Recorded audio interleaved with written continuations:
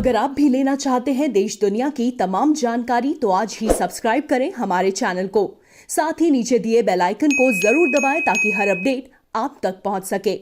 नमस्कार, बाबा news network और आप सभी का स्वागत है। चीन की सत्तारूढ़ कम्युनिस्ट पार्टी ऑफ चाइना ने तियानमेन चौक पर अपनी 100वीं वर्षगांठ मनाई। चीन के राष्ट्रपति और कम्युनिस्ट पार्टी ऑफ चाइना यानी सीपीसी के प्रमुख शी जिनपिंग ने इस समारोह में माओ सूट पहना हुआ था। समारोह की शुरुआत फ्लाई पास्ट के साथ हुई। इस दौरान पार्टी के हजारों कार्यकर्ता देश की सराहना करते हुए गीत गाते नजर आए। इस मौके पर हालांकि कोई सैन्य परेड नहीं निकाली गई। सेना, वायुसेना और नौसेना कर्मियों ने इस दौरान एक संक्षिप्त मार्च में भाग लिया और सैन्य बैंड के साथ हजारों स्कूली बच्चों ने सीपीसी की प्रशंसा में गीत गाए।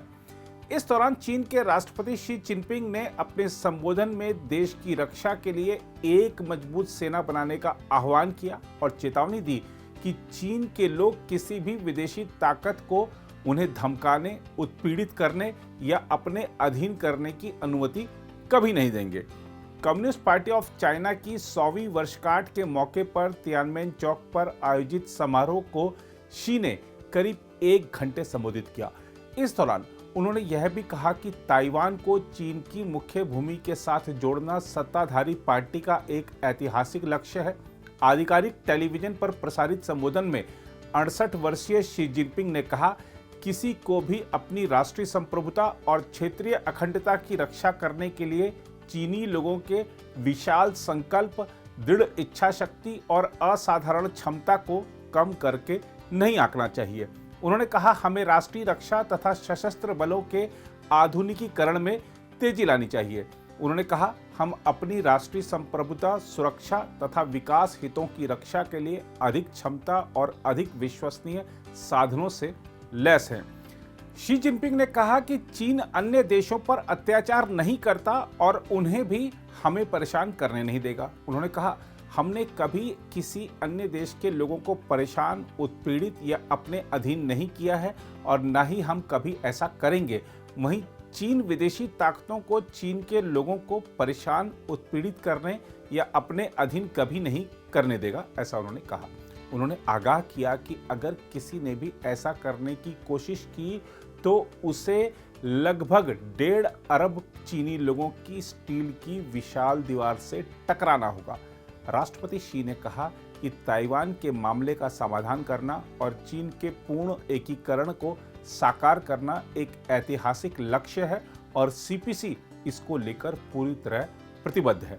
उन्होंने कहा, हमें ताइवान की स्वतंत्रता की दिशा में किसी भी प्रयास को पूरी तरह से विफल करने के लिए दृढ़ कार्रवाई करनी चाहिए और राष्ट्रीय कायाकल्प के वास्ते एक उज्जवल भविष्य बनाने के लिए मिलकर काम करना चाहिए।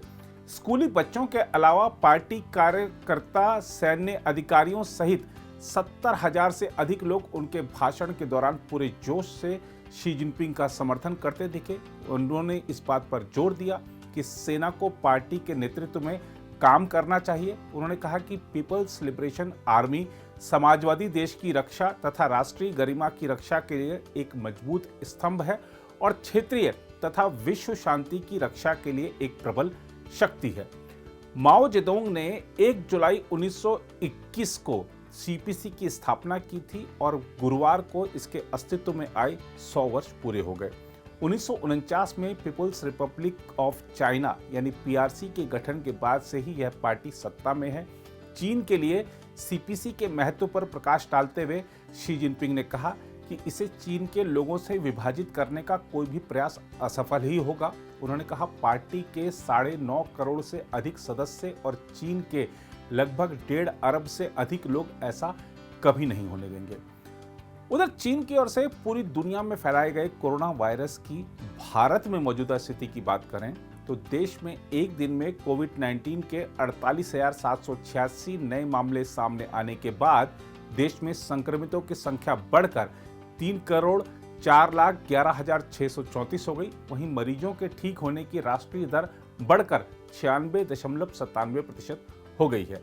केंद्रीय स्वास्थ्य मंत्रालय की ओर से गुरुवार को जारी किए गए आंकड़ों के अनुसार देश में 1005 और लोगों की संक्रमण से मौत के बाद मृतक संख्या बढ़कर 3,99,459 हो गई है। इसके अलावा मंत्रालय की ओर से सोमवार सुबह 7 बजे जारी आंकड़ों के अनुसार देश में अभी तक कोविड-19 रोधी टीकों की 33.57 करोड़ खुराक दी जा चुकी हैं। आंकड़ों के अनुसार देश में पिछले 24 घंटे में संक्रमण से जिन 1005 लोगों की मृत्यु हुई, उनमें से उत्तराखंड के 221 लोग, केरल के 142 लोग, महाराष्ट्र के 141 लोग, तमिलनाडु के 113 लोग और कर्नाटक के 111 लोग शामिल थे।